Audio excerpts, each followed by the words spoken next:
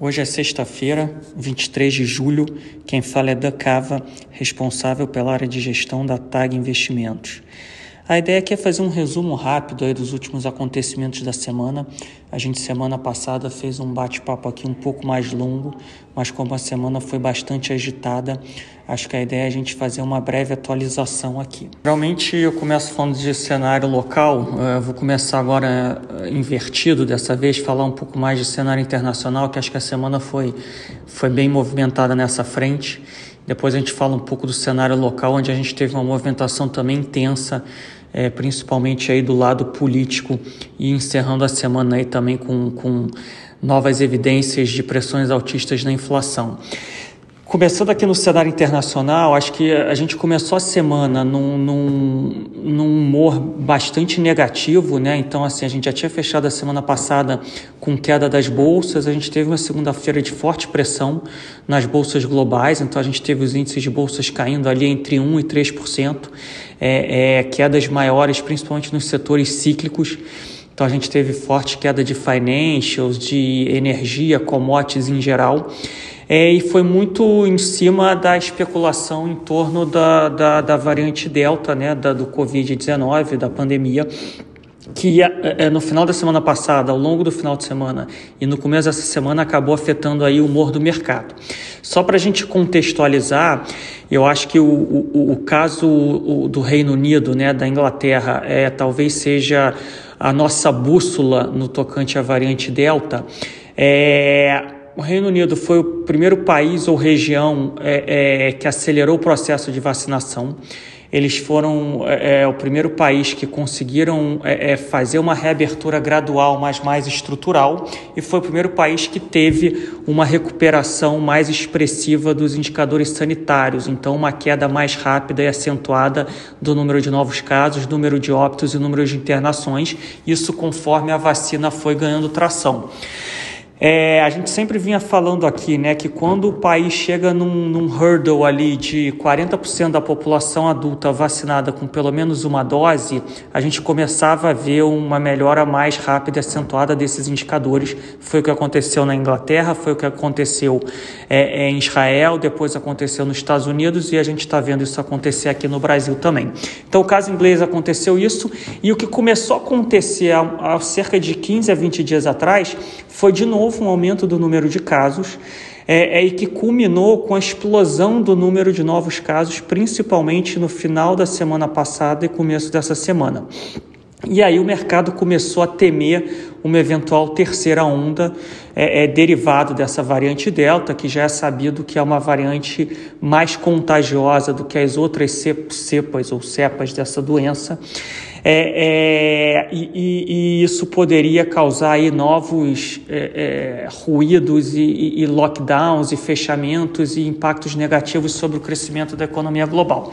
O que a gente viu acontecer foi a explosão do número de casos, mas que, pelo menos por enquanto, não levou a um aumento do número, um aumento expressivo, tá? Vou até me corrigir aqui, do número de internações e do número de óbitos, né? E como essa explosão do número de casos já está fazendo aí quase 3 semanas, né? E existe aí um atraso no número de internações, do número de óbitos, a gente já está vendo que não está tendo aumento expressivo. Então, conforme a semana foi passando, o mercado foi ficando mais tranquilo ou menos receoso em relação a uma eventual terceira onda. Então, o resumo da história aqui no cenário internacional é que, de fato, o mundo passa por uma terceira onda, porque diversos países ao redor do mundo, principalmente nas economias emergentes, ainda não avançou muito no seu processo de imunização, né? Ou seja, o processo de vacinação nas economias emergentes, em grande parte, ainda não está avançado. Quando a gente olha o caso americano, que é obviamente a maior economia do mundo, o motor do crescimento mundial, ou um dos motores do crescimento mundial, a gente também vê um aumento do número de casos, mas o aumento do número de casos ele é muito concentrado nos estados e nas regiões onde o número de vacinação é baixo. e as informações que a gente tem até agora é que mais de 95%, na verdade são 93%, né? Um pouco menos de 95%, 93% das internações pelo Covid nos Estados Unidos hoje são de pessoas não vacinadas. Os Estados Unidos ele chegou a vacinar quase 5 milhões de pessoas por dia. A vacinação diária lá hoje está perto de 500 mil pessoas, e eles bateram ali num limite, digamos assim, de 60%, 65% da população vacinada, e eles não estão conseguindo expandir muito disso, e ali tem questões políticas, tem questões culturais que dificilmente eles vão conseguir vacinar muito mais do que isso. Então, de fato, a gente pode observar, sim, focos pontuais e localizados de aumento do número de casos, mas acho que o que o mercado vai focar a partir de agora é número de novas internações e número de óbitos, e por enquanto a gente não tem um aumento expressivo desses indicadores. Então, o resumo dessa história aqui do cenário internacional é um viés, pelo menos do nosso lado aqui, um viés mais construtivo nesse sentido. A gente vai ter que aprender a conviver com Covid, mas claramente, né, até por evidências anedóticas e por estudos científicos, as vacinas funcionam.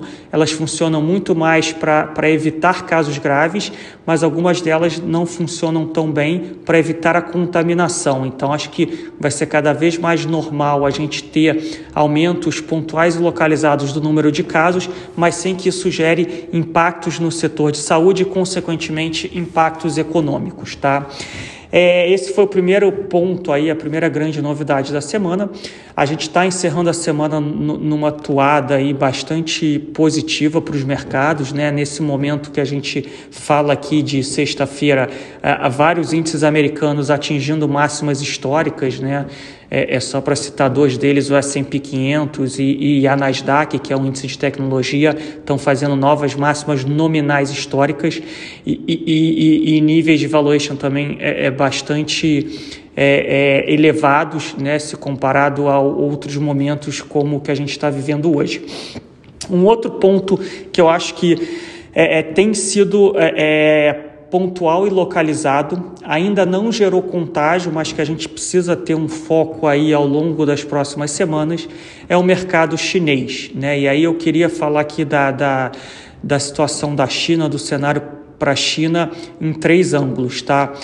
O primeiro ângulo é o ângulo macroeconômico, onde a China está passando por um processo de acomodação do crescimento, né? Eles apertaram um pouco a política fiscal, monetária e creditícia no final do ano passado, começo desse ano. A economia desacelerou, né? Acomodou, de novo, não é uma mudança de tendência, é uma acomodação. E agora já eles passaram a iniciar um processo de afrouxamento monetário, fiscal e creditício, né? Eles fizeram um corte, promoveram um corte no compulsório do bancário em 50 basis points, e eles começaram um processo de ajuste fino dessas 3 frentes, né? Monetária, fiscal e creditícia. Do ponto de vista macroeconômico, está tudo dentro do esperado, pelo menos até aqui, né? Então, a economia passou pela pandemia, superou a pandemia, foi uma das primeiras economias do mundo a conseguir endereçar a pandemia, pelo menos oficialmente. Tiveram uma recuperação bem expressiva já no segundo semestre do ano passado. Como foi um dos destaques de recuperação econômica, e os mercados, né, próprios índices e bolsas da China foram um destaque de valorização no ano passado. Esse ano eles têm passado por um processo aí de acomodação econômica. Ainda é esperado aí um crescimento do PIB perto de 7%, 8% para esse ano. Isso ainda não mudou, tá? O que a gente viu até aqui foram ajustes finos de políticas. Agora a gente tem dois outros ângulos ou 2 outros vetores que a gente precisa passar a acompanhar mais na lupa, e de novo, ainda são riscos de cauda, né? O cenário base ainda é um cenário de acomodação e não um cenário negativo, mas são riscos caudais que têm crescido à medida que o tempo passa. O primeiro no mercado de crédito, né? O maior conglomerado imobiliário chinês, e como qualquer conglomerado chinês, ele não está restrito só ao mercado imobiliário, ele tem outras frentes de negócio, que é a Evergrande. Está passando aí por um momento bastante turbulento, estão com problemas financeiros, com problemas de balanço. Eles têm no balanço mais de 100 bilhões de dólares de dívida. Especula-se que a dívida deles fora do balanço seja muito maior do que essa. Eles têm diversos projetos inacabados na China toda, isso gera uma questão social importante e, ao que tudo indica, pelo menos nas notícias recentes, de fato vai ser uma das grandes empresas chinesas que vai entrar em default, né? Essa não era expectativa até alguns dias atrás, né? Os bonds no mercado internacional e no mercado local dessa empresa estavam negociando perto do par, 90 e poucos % do par, até poucos dias atrás. Com os desenvolvimentos recentes, esses papéis passaram a negociar entre 50% e 60% do par, levando o mercado a acreditar que, de fato, deve ter um evento de crédito nessa empresa aí nas próximas semanas ou nos próximos meses. Por enquanto, tem sido um problema pontual, ainda não há sinais de contágio nem para outras empresas do mercado imobiliário chinês, então os bonds de outras empresas do mercado imobiliário chinês não apresentaram um movimento semelhante, então parece que o mercado está sendo capaz de distinguir no micro as empresas que têm problemas e que de fato vão ter que apresentar um ajuste, né? Tanto em seus preços do seu equity, da sua ação, e o preço das ações dessa empresa caíram vertiginosamente ao longo da semana, como no mercado de crédito. Não é de interesse, obviamente, do governo chinês que essa situação gere um contágio. O governo chinês ele sempre buscou evitar contágio de setores específicos para a economia como um todo, né? É um setor econômico socialmente importante, então vai ser muito importante a gente acompanhar como é que eles vão conduzir essa situação aí nos próximos dias. E obviamente que, né, até hoje eles sempre conseguiram conduzir de uma maneira suave essas situações, mas sempre tem a chance, por menor que seja, e ela ainda é pequena, deles cometerem algum erro nesse processo. E o terceiro ponto em relação à China, que é o que está afetando mais o mercado de renda variável, a bolsa chinesa, é uma mão mais pesada na questão regulatória das empresas de tecnologia da China. Então, só para dar um passo atrás e lembrar para vocês, a Ant Financial, que é uma das maiores empresas de tecnologia, é uma das maiores fintechs chinesas, e que 1/3 da empresa ela é detida pela Alibaba, que é uma das maiores plataformas de tecnologia da China. Ela tentou fazer o IPO alguns meses atrás, ela não conseguiu porque o regulador chinês fez uma série de demandas antes que eles viessem para o IPO, né? Eles vão ter que passar a ser mais regulados. Eles estavam atuando numa área do mercado de crédito meio que off-balance sheet e não estavam sendo regulados pelo regulador financeiro chinês e eles fizeram essa demanda. Esse foi o primeiro sinal de uma mão mais pesada do regulador chinês nesse mercado. Agora, mais recente, teve o IPO da Didi, que é a dona da 99 Táxi aqui no Brasil e é uma das maiores operadoras de ride-sharing do mundo, né, concorrente aí da Google. Eles fizeram o IPO na Bolsa Americana, na Nasdaq. Depois que o IPO saiu, surgiram uma série de notícias dizendo que eles, entre aspas, peitaram o regulador chinês, porque o regulador não queria que eles fizessem esse IPO. Há alguns meses atrás, teve aí um ruído da China com o TikTok, né, que é o aplicativo ali, a mídia social que virou febre aí na turma mais jovem, nos adolescentes, principalmente na questão de como eles coletam dados da população e dos usuários. Então o TikTok também ia vir para IPO e também teve que adiar o seu IPO. E hoje culminou aí com rumores de que a China ia começar a intervir nas empresas de educação privadas e muitas delas de tecnologia, e aí tem rumores de que a China vai mandar essas empresas se transformarem em empresas sem fins lucrativos, etc. Então, a gente tem visto uma forte queda do setor de tecnologia ligado à China, empresas chinesas, com essa regulação mais firme. Não parece que esse ruído vai embora no curto prazo, mas também não parece de interesse do governo chinês fazer com que esse mercado desapareça. A China está migrando para se tornar a maior economia do mundo. A China é um celeiro extremamente fértil de novas tecnologias.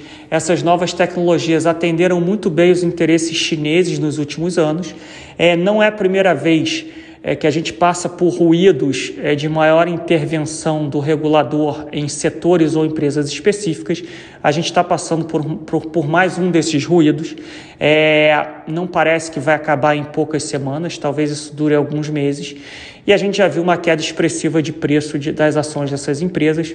De novo, a gente não é aqui especialista nem em valuation, nem em mercado chinês, nem em renda variável, então isso não é uma recomendação aqui de investimento, mas parece que é uma turbulência e que não tem, pelo menos por enquanto, uma mudança estrutural para essas empresas. E se a gente comparar aí preço e valuation das empresas de tecnologia americana com as empresas de tecnologia chinesa, esse desconto ficou aí extremamente elevado, né? Lembrando que eu falei aqui no começo do nosso bate-papo, que a Nasdaq hoje está fazendo pico histórico, deve estar negociando aí a 35, 40 vezes lucro, né? Preço-lucro, PI, deve estar negociando aí 5, 6 vezes receita, né? Deve ser o valuation médio da Nasdaq.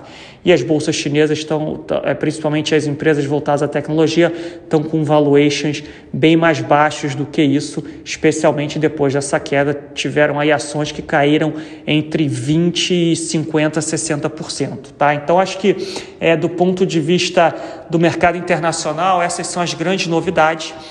A gente teve a reunião do Banco Central Europeu, não trouxe nenhuma grande novidade em relação à sua política monetária expansionista. A gente vai ter aí a reunião do Banco Central americano e aí a gente está, de fato, entrando num ambiente onde a inflação continua mais alta, as evidências anedóticas de pressões inflacionárias crescem a cada dia e a gente começa a ver sinais mais mistos do crescimento. De novo, o crescimento ainda está robusto, ainda ficará robusto, mas, como eu gosto de dizer, né, as árvores não crescem para o céu. Não adianta achar que a economia americana vai continuar acelerando daqui. Já é uma expectativa aí de alta de 8% do PIB. Essa expectativa era alta de 9%, já migrou para 8%. Não dá para achar que a economia americana, nessa fase do ciclo, também vai crescer 10%, 12%, 15%. Então, acho que é natural a gente esperar uma acomodação do crescimento. Hoje teve o Flash PMI aí, americano, Manufacturing, apresentou uma queda abaixo, a queda maior do que as expectativas do mercado. Ele caiu ali de 64 e pouco para 59 alto. Ainda é um patamar extremamente alto, mas já é alguma moderação. Então, o cenário global, internacional, ele deve continuar a ser um cenário mais desafiador ao longo desse segundo semestre do ano. Eu quero deixar claro aqui, não é um cenário negativo, é só um cenário mais desafiador, porque a gente entra no segundo semestre do ano com o preço dos ativos, na média, nos picos históricos, né? Bolsa, renda fixa, crédito e etc. E a gente deve ter mais inflação, a gente deve ter um pouco menos de crescimento, a gente tem questões pontuais em alguns lugares do mundo e a gente deve ter aí uma discussão de retirada de liquidez dos principais bancos centrais. Então, acho que o cenário base ainda é um cenário construtivo, né? Aquele cenário que o tempo passa, nada acontece, a bolsa sobe, mas a gente tem uma cauda que cresce a cada dia, que é uma cauda do Banco Central ter que retirar liquidez, isso em algum momento que não precisa ser no curto prazo. Isso faça preço ou afete a precificação dos ativos de risco. Acho que o cenário ainda é um cenário positivo, construtivo, é um cenário de alta que vai ser afetado de maneira pontual por espasmos de volatilidade, igual a gente teve no final da semana passada e no começo dessa semana.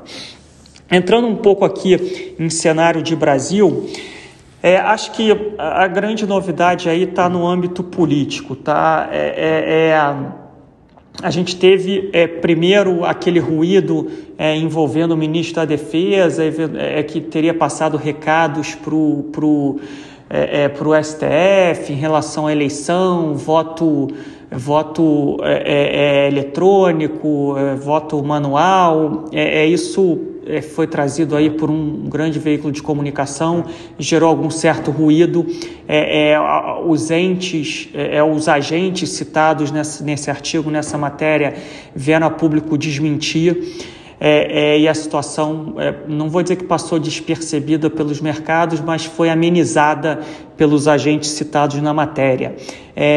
Eu acho que conforme o tempo passa e quanto mais próximo a gente tiver das eleições presidenciais do ano que vem, mais ruídos vão acontecer, e o nosso desafio aqui sempre vai ser de diferenciar o que de fato é um ruído e o que de fato é um sinal.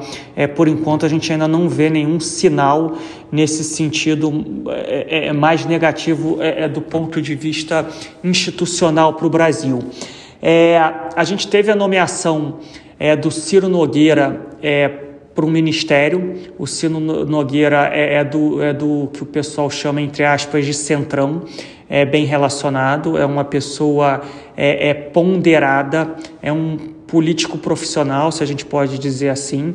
Então, tirando aqui um pouco nossos vieses políticos, tentando ser racional, o que a gente ouviu de Brasília é que a nomeação dele, ou a indicação dele, foi bem recebida pelo Congresso.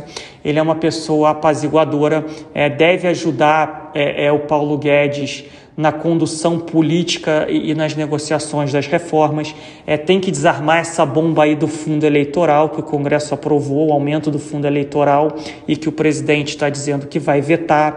E parece, pela visão que a gente tem de Brasília, que o Ciro Nogueira, esquecendo um pouco aí o seu passado, é uma pessoa que teria condições de conduzir essa situação relativamente bem, ou pelo menos muito melhor do que o seu antecessor no Ministério. Do ponto de vista político, de novo, a gente tem que continuar a se acostumar com os ruídos. Eu quero reafirmar aqui o que eu gosto sempre de dizer: vamos tentar olhar o que o governo está fazendo e não o que ele está falando. O governo ele tem que falar para a sua base, ele tem aquela base de apoio ali de 25%, 30% da população, ele precisa falar para aquela base, mas vamos tentar ser um pouco pragmáticos aqui no que está sendo feito. Então, de novo, teve a nomeação do Ciro Nogueira, que é uma pessoa que deve ajudar bastante na articulação política. A gente tem a reforma da Previdência,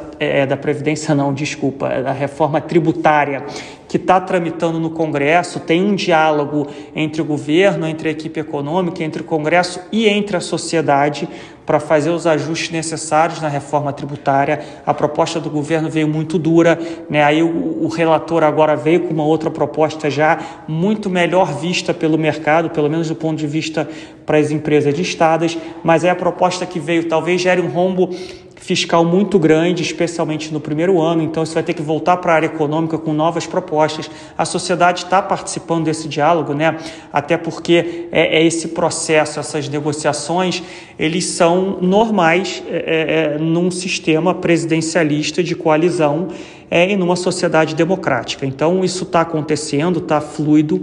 A gente teve aí a aprovação da MP da Eletrobras, a gente tem várias questões rodando e que foram aprovadas ao longo dos últimos meses. Então, não tem nenhuma mudança muito grave do ponto de vista institucional para o Brasil. E, por enquanto, o que a gente vê, a gente considera que seja só ruídos e não sinais de mudança, pelo menos por enquanto. Obviamente que a gente tem que estar atento, mas a nossa visão em relação a isso está mais nesse sentido. Acho que o que a gente tem aqui não vou dizer que é novidade, tá? Assim, os indicadores de crescimento eles continuam robustos, os indicadores de alta frequência, indicador de mobilidade, indicador de compra com cartão de crédito, que são indicadores quase que online da economia, mostram que julho está sendo um mês forte novamente. Então, lembrando, desde da reabertura do país, depois da segunda onda da pandemia, a gente tem mantido um ritmo de crescimento bastante forte. Era até esperado alguma acomodação, mas os dados de julho, né, não os dados oficiais, os dados de alta frequência, que são indicadores antecedentes dos dados oficiais, eles apontam para um crescimento bem robusto da economia brasileira. Então, assim, a gente não pode nem descartar que daqui a pouco a gente observe uma nova rodada de revisões altistas para o PIB do país, tá? Lembrando que as expectativas eram de crescimento perto de 4, o mercado migrou para crescimento de perto de 5. Com o que a gente tem visto aí de indicadores antecedentes, a gente pode até ver o mercado migrar ali para 5,5%, 6% de crescimento do PIB para esse ano. E acho que só para eu finalizar aqui, que de novo também não é uma grande novidade, mas acho que é uma notícia na mesma direção, é o cenário inflacionário que segue preocupante. Hoje a gente recebeu o IPCA 15, não só o número cheio veio acima das expectativas, como os núcleos vieram bastante altos, o indicador de serviços veio alto e a difusão veio alta. Ou seja, é um sinal de que a inflação ela está se espalhando e ela está mais entrincheirada na economia e não é só fruto de vetores pontuais. Obviamente que isso não vou dizer que é preocupante, mas é um sinal a mais numa direção que a gente já vinha comentando desde o final do ano passado, começo dessa semana. O número de hoje, na nossa visão, aumenta consideravelmente a chance de uma alta de 100 basis points na taxa Selic na próxima reunião do Copom e é provável que a gente veja essa taxa Selic no patamar neutro no final desse ano, começo do ano que vem, e a gente acha que esse patamar é algo em torno de 7,5%, tá? Isso não é uma mudança relevante em relação aos últimos dias ou às últimas semanas, lembrando que a curva futura de juros já precificava uma Selic acima de 8 no horizonte ali de 10, 12 meses e acima de 9 no horizonte de 18 a 24 meses. Hoje a gente está vendo mais um movimento de forte abertura da curva curta de juros, muito em cima desse qualitativo ruim da inflação. Então, acho que, de novo, né, tem muitas partes se movendo, tanto no Brasil como no resto do mundo. A gente está aqui observando todas elas, né? Por isso que a gente mantém essa nossa visão de que a gente deve ter meses mais desafiadores, não necessariamente mais negativos, e para isso a gente precisa estar, obviamente, mais atento, com portfólios mais diversificados, em busca aí de alguma consistência de retorno ao longo do ano. Mas era essa atualização que eu queria fazer aqui essa semana para vocês. Então, desejar um bom final de semana a todos e agradecer pela audiência.